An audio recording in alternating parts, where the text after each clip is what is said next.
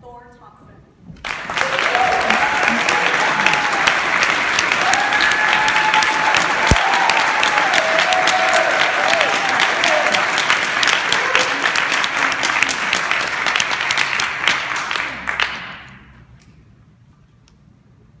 Adventure, fun, danger, stress. A farm in central Wisconsin with cows, ducks, horses, pheasants, 180 acres of woods, ponds, and more. What more could a 9-year-old boy ask for? It had it all. My brother and I would go to the barn. We'd have our jeans on and our dress shirts. We were sitting there and we were reading a book. We would sit there and read books about adventures. And this one, this night, was about a magical tree. A magical tree that would drop fruit, that only certain people in their land knew the word. And the word was Uwungalema. They were the ones who survived. They were the ones who had the word. My dad then interrupted us and said, "Thor, go down to the barn, there's noise. Something's coming from the lower barn." So I went, I grabbed my jacket, got out of the hay, went out of the barn, went down, and as the sleet hit my face, I realized it's dark, it's night, and nothing good can be coming from noise in the barn. As a 9-year-old boy, I mustered everything I could. I was bound and determined. I went to the door, I slid it open, and boom! It opened. And the noise stopped. I quietly went in, turned on the light, and the dank yellow light moved shadows across the room, but I could see nothing.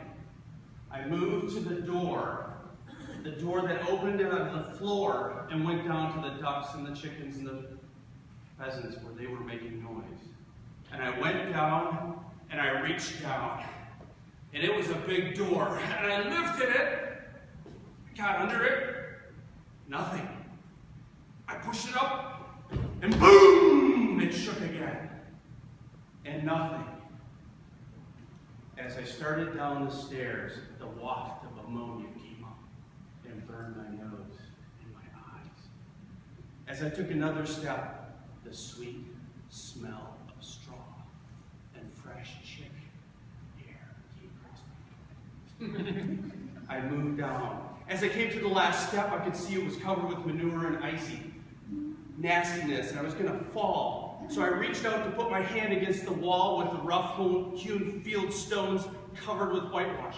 And I went to push off, and in that moment, it moved across and around the room. And as I landed, I looked up, and there was a giant tail about to hit me, moving back and forth.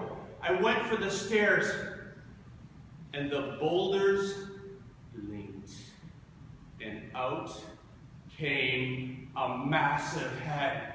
I moved back, and something from my feet to my knees to my ankles, up through my waist and my chest came out of me. I don't know where it came from, but it came and it said, "Uwungalema!" What did you say? Uwungalema. And his massive head rested on the ground as we regarded each other. He said, "How may I serve you?" And I said, "What are you doing?" And he said, "It's so cold."